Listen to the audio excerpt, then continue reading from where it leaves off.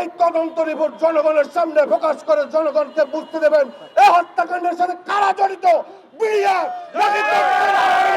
নাকি ভারত নাকি অন্য কোনো কর্মকর্তা, এটা আপনি প্রমাণ করে দিতে হবে।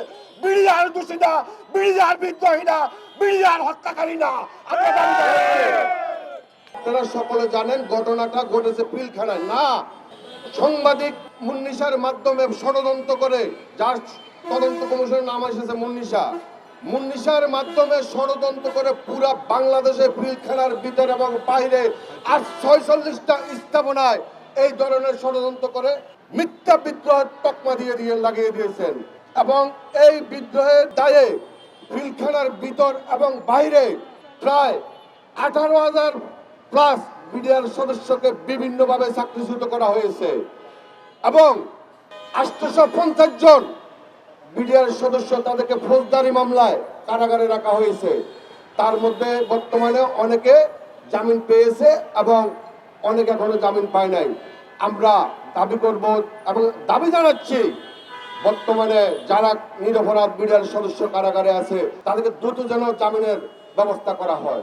তৎকালীন সরকার প্রধানমন্ত্রী শেখ হাসিনা কালো আইন তৈরি করে বিডিআরকে বিভিন্নভাবে সাজা দিয়েছেন। এই 18,000 প্লাস প্রত্যেক বিডিআর সদস্যকে দ্রুত সম্মানের সহিত চাকরিতে ফেরত বহন করতে হবে। এবং আমি আরো দাবি জানাচ্ছি আমাদের সকল প্রকার সুযোগ সুবিধা আমাদেরকে দিয়ে দিতে হবে। আমরা আশ্চর্য হয়ে যাই, তৎকালীন সরকার স্বরাষ্ট্র উপদেষ্টা মহোদয়, আইন উপদেষ্টা মহোদয়, প্রধান উপদেষ্টা মহোদয় আমাদেরকে আশ্বাস দিয়েছিলেন যে আমাদেরকে সুস্থ একটা বিচার করে দিবেন, কিন্তু আমরা কিছু পাই নাই। আমাদের সাথে শুধু করেছেন প্রতারণা।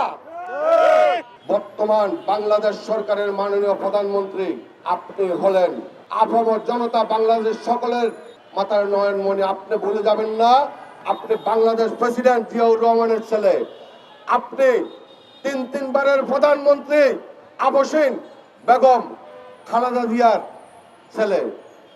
একমাত্র আপনার দ্বারাই সম্ভব আমাদের এই পিলখানার যে সুপরিকল্পিত যে হত্যাকাণ্ড ঘটানো হয়েছে, এই হত্যাকাণ্ডের সঠিক একটা তদন্ত করে আপনি একমাত্র আমাদেরকে ফয়সালা দিতে পারেন এবং পুরা জাতি আপনার দিকে তাকিয়ে আছে। আমরা চাচ্ছি এবং আপনার কাছে দাবি জানাচ্ছি মেজর জেনারেল আলম ফজলুর রহমান সাহেবকে যে একটা শর্তযুক্ত স্বাধীন তদন্ত কমিশন গঠন করে দিয়েছিলেন, ওই সত্যযুক্ত স্বাধীন তদন্ত কমিশনে 2 অনুধারাতে লেখা আছে পূর্বে যাদের বিচার হয়ে গেছে তাদেরকে ব্যতি রেখে না, তদন্ত যখন হয়েছে সকলের হয়েছে, অতএব প্রত্যেককে এর আওতায় রেখে আমাদেরকে সুযোগ সুবিধা দিতে হবে।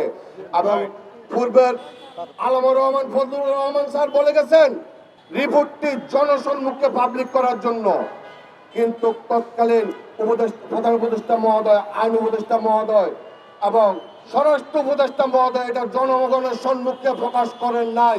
আমরা চাই মাননীয় প্রধানমন্ত্রী তারেক রহমান স্যার আপনি দ্রুত এই তদন্ত রিপোর্ট জনগণের সামনে প্রকাশ করে জনগণকে বুঝতে দেবেন এই হত্যাকাণ্ডের সাথে কারা জড়িত, বিডিআর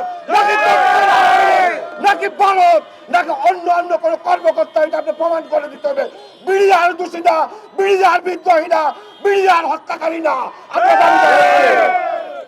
আমি আবারও বলছি পূর্ণ তদন্তে আমরা তৎকালীন সরকারের পরিস্থিতি শিকার, আমরা কোনো বিদ্রোহী নয়। মিথ্যা তকমা দিয়ে আমাদেরকে বিদ্রোহী বানানো হয়েছে তাদের অপকর্মকে ঢাকার জন্য।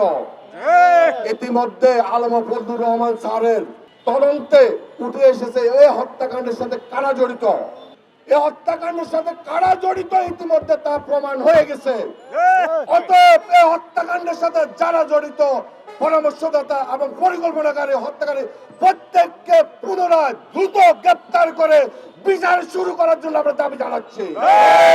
এর ভিতরে যদি আমাদের কোন বিডিআর সদস্যরা যদি আপনারা প্রমাণ পান অবশ্যই তার উপযুক্ত বিচার হবে, কিন্তু নিরপরাধ কোন বিডিআর সদস্য যেন এই বিচারের আওতায় না থাকে এই ব্যাপারে আমরা দাবি জানাচ্ছি।